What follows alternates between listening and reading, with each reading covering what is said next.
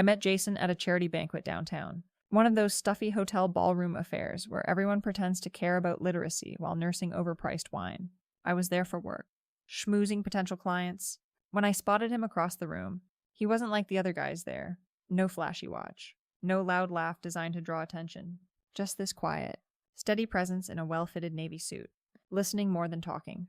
Something about that drew me in immediately. When I approached him, he was polite but reserved, which honestly made him more intriguing. Most men at these events either ignored me completely or came on way too strong. Jason was different. He asked thoughtful questions about my marketing career, seemed genuinely interested in my answers, and didn't once try to impress me with stories about his logistics company or his salary. By the end of the evening, I knew I wanted to see him again. Our first few dates were perfect. Jason was everything Marcus had never been.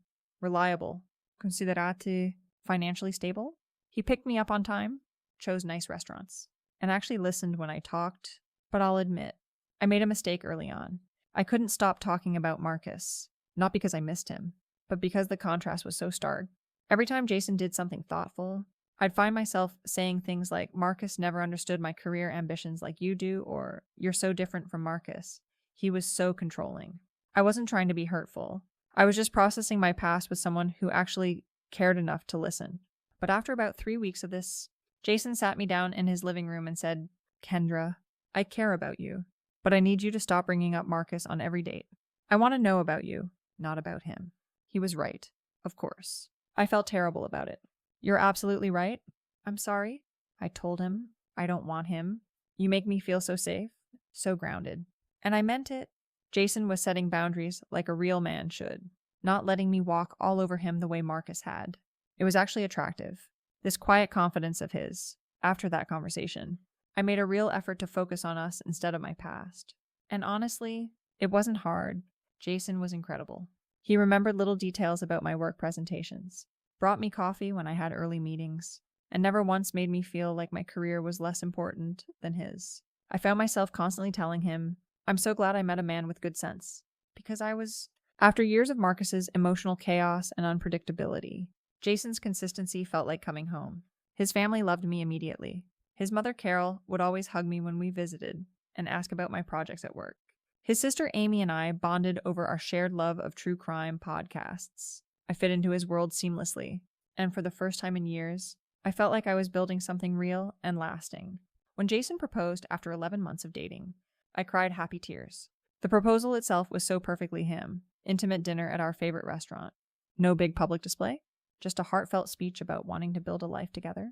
The ring was exactly what I would have chosen, which told me how much attention he'd been paying to my preferences all along.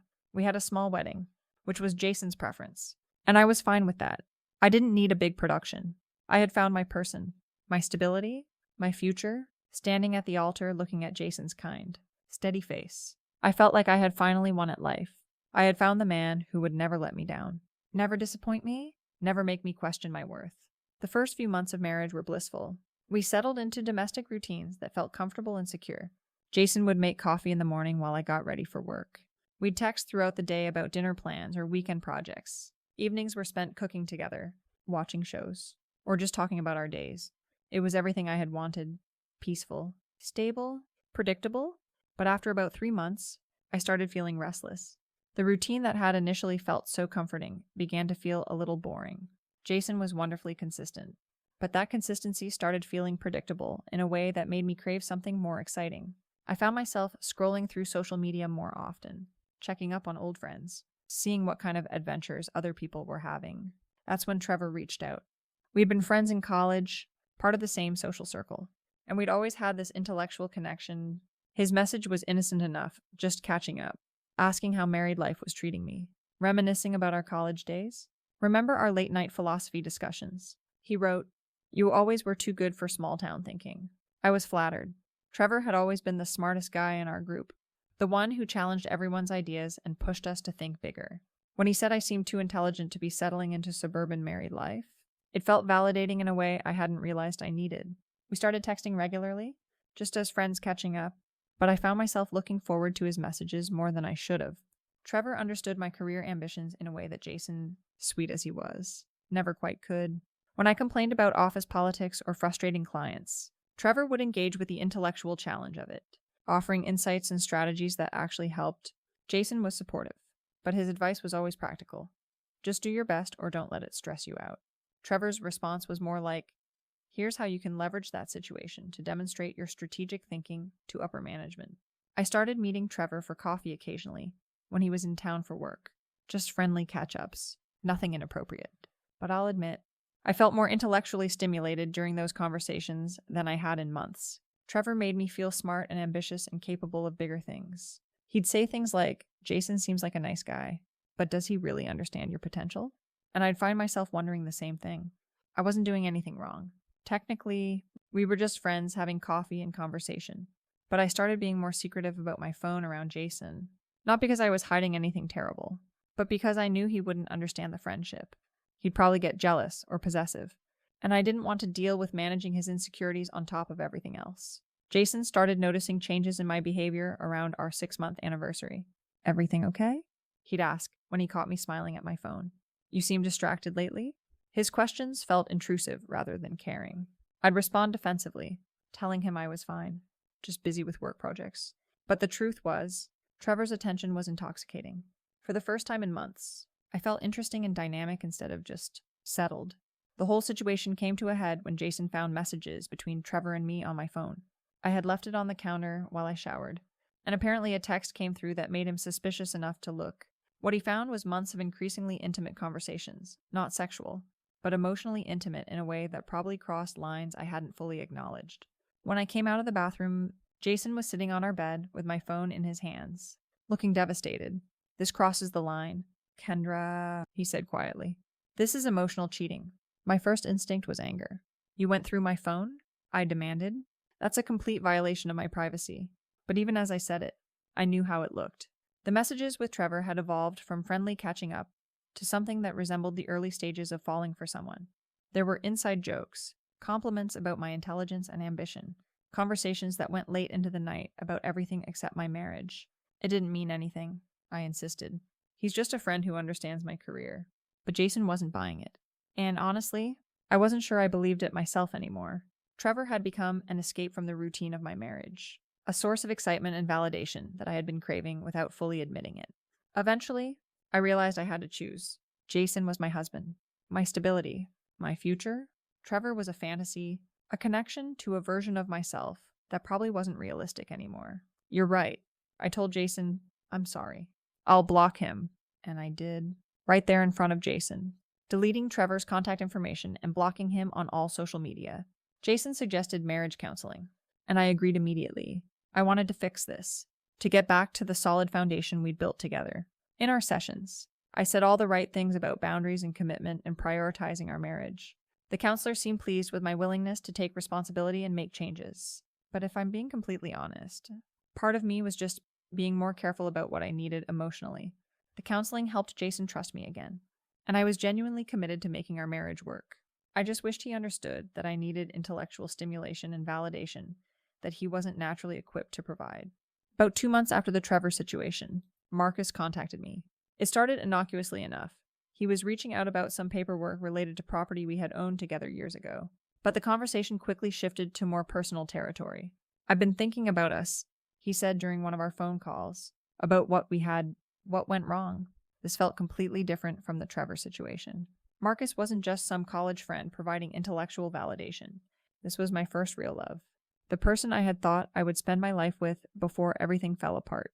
When he said he'd been thinking about our relationship, about the mistakes he'd made, I felt something I hadn't experienced in years, that electric connection that had originally drawn us together.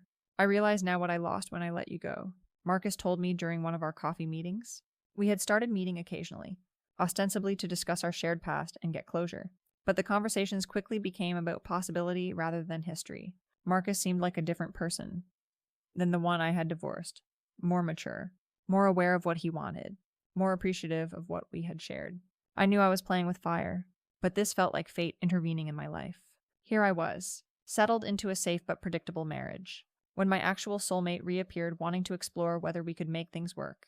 I wasn't actively trying to hurt Jason, but I also couldn't ignore the possibility that I had married the wrong person. The secret meetings with Marcus became regular occurrences. We'd meet for coffee. For lunch, for long walks where we talked about what our lives might look like if we gave our relationship another chance. I found myself lying to Jason about where I was, making up work meetings and shopping trips to cover the time I was spending with Marcus. What we had was real. Marcus would tell me, I know I messed it up before, but I'm different now. We're both different. And I believed him, because I wanted to believe him. Being with Marcus felt like coming alive again after months of sleepwalking through domestic routine. I started fantasizing about a different life, one where I was with someone who had known me before I became this suburban wife version of myself. Marcus remembered the ambitious, passionate woman I had been in my 20s. With him, I felt like that person again, instead of someone who had settled for safety over excitement. The fantasy came crashing down when Jason discovered my messages with Marcus. Unlike the Trevor situation, I had been less careful about hiding this relationship, probably because part of me wanted to get caught. I wanted Jason to force me to make a choice instead of continuing to live in this liminal space between safety and passion. When Jason confronted me with the evidence, romantic messages, plans for secret meetings, conversations about leaving our respective lives for each other, I couldn't deny what was happening. But I also couldn't apologize the way I had about Trevor, because this felt too real and too important. You broke the agreement, Jason said, his voice eerily calm. You made me feel like a placeholder while you figured out what you really wanted. It's not fair you're leaving when I finally realized how good I had it, I replied, which wasn't exactly true, but felt true in the moment. I was panicking, realizing that I was about to lose the security and stability I had built with Jason, even if I hadn't been fully appreciating it lately. But Jason was done. I gave you a second chance after Trevor, and you chose to betray me again. I can't do this anymore. 2 weeks later, he filed for divorce. 2 weeks.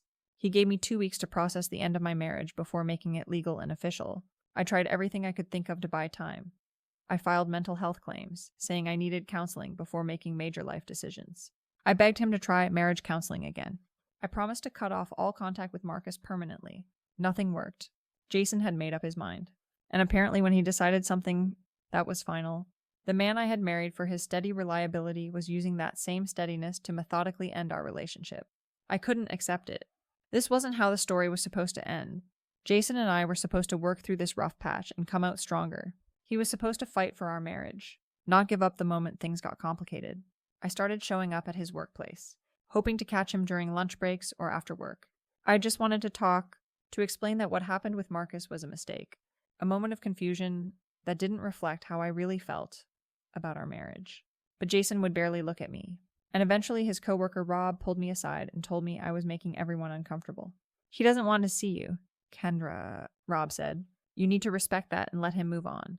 Move on. We had been married for less than a year. People don't just move on from marriage because of some text messages and a few coffee dates. I wasn't ready to give up. Even if Jason was, I tried reaching out to his family, thinking maybe they could help him see reason. I wrote his mother, Carol, a long letter explaining my side of the story, how much I loved Jason, how the situation with Marcus had been a temporary lapse in judgment that didn't reflect my true feelings. I called his sister Amy to ask if she could talk to him about giving our marriage another chance. But his family, who had welcomed me so warmly just months earlier, were suddenly cold and distant. They had clearly chosen Jason's side without even hearing my perspective on what had happened. In desperation, I started posting on social media about what I was going through. Not anything too personal or vindictive, just honest posts about how difficult divorce is, how sometimes people give up on relationships too easily, how marriage is supposed to be about working through problems together. I needed support from friends and family during this difficult time, and I wanted people to understand that I wasn't the villain in this situation. But apparently even that was too much for Jason. He had his lawyer send me a cease and desist letter about discussing our relationship publicly, as if I wasn't allowed to process my own divorce on my own social media accounts. I even tried going to his church, thinking maybe the pastor could help him remember that marriage is supposed to be sacred, that you don't just give up when things get difficult. But after I showed up a few times trying to talk to Jason after services, Pastor Williams asked me not to return. Apparently I was making other parishioners uncomfortable. As a last resort, I told Jason I was pregnant. It wasn't true, but I was desperate to make him understand what he was throwing away. We couldn't break up our family now. I told him, but he didn't believe me and demanded proof, which obviously I couldn't provide. The divorce was finalized despite all my efforts to delay it. Jason got his freedom, and I got the devastating realization that the most stable relationship of my life was over, because I had made some poor choices during a confusing time. The irony is that shortly after our divorce was finalized, I actually did get pregnant by some guy I met on a dating app. When I told him, he completely ghosted me, just disappeared from my life without a word of explanation or support. And then I miscarried anyway. So I lost both the guy and the pregnancy within a matter of weeks. Jason would have stayed? Jason would have been supportive and caring and present during something like that. But Jason was no longer in my life because I had chosen excitement over stability, possibility over reality. I kept tabs on him through social media and mutual friends. About 9 months after our divorce was finalized, I learned that he had met someone new, a woman named Lena, who worked in an office near his. They had met at a hardware store, of all places, and were taking things slow. Jason was also going to therapy, joining a men's group, spending time at the gym. He was rebuilding his life methodically, the same way he had ended our marriage. I couldn't stand the thought of him being happy with someone else when our relationship had ended because of a few mistakes I had made during a difficult period. So I found out where he was living and decided to try one more time to make him understand what we had lost. When I showed up at his new apartment, Lena was there. I could see her through the window, laughing at something Jason had said, looking comfortable and at home in the space that should have been ours. When Jason answered the door, he looked more tired than angry. "I hope you get the help you need," he said quietly, "but I'm not coming back." Security from his building made sure I left the property and told me I wasn't welcome back. That was over a year ago, and I haven't seen or spoken to Jason since. I know he's still with Lena. I know he seems happy and settled in his new life. And I know that I had something real and valuable with him that I destroyed because I couldn't appreciate what I had while I had it. The worst part is that Marcus, the great love I thought was worth risking everything for, disappeared from my life as soon as my divorce was finalized. Apparently, the excitement of our secret relationship was more appealing to him than the reality of actually being together. So I lost my marriage chasing something that was never real in the first place. I've been in therapy trying to understand why I made the choices I did. Why I couldn't just be happy with a good man who loved me and wanted to build a life together. My therapist says I have patterns around self-sabotage and seeking validation from external sources instead of finding contentment in stable relationships. Maybe she's right. Maybe I was so used to chaos and drama from my relationship with Marcus that Jason's consistency felt boring instead of comforting. Maybe I needed to create problems because I didn't know how to exist in a relationship that was actually healthy and functional. What I know now is that I had everything I claimed I wanted: a partner who was reliable, supportive, financially stable, and completely committed to our relationship. And I threw it away because it felt too easy, too predictable, too safe. I wanted passion and excitement and validation, and I was willing to risk my marriage to get them. The validation was temporary. The excitement was an illusion. The passion burned out as soon as it wasn't forbidden anymore. But the stability I gave up was real, and it was valuable, and it was something most people spend their whole lives trying to find. Jason found it again with Lena. They're building the kind of life he and I should have built together. Steady, committed, focused on the future, instead of constantly looking backward or seeking drama. I'm genuinely happy for him, even though it hurts to know that he's living the life we planned with someone else. I don't know if I'll ever find that kind of relationship again. I don't know if I've learned enough about myself to not make the same mistakes if I do, but I know that I had something precious with Jason, and I destroyed it because I didn't understand its value until it was gone. Sometimes I wonder what would have happened if I had just talked to Jason about feeling restless instead of seeking excitement outside our marriage. What if I had been honest about needing more intellectual stimulation or adventure in our relationship? What if I had suggested we travel together, or take classes together, or find ways to grow together instead of growing apart? But I didn't do any of those things. Instead, I chose secrecy and betrayal and ultimately lost the best relationship of my life. That's something I'll have to live with and learn from for the rest of my life.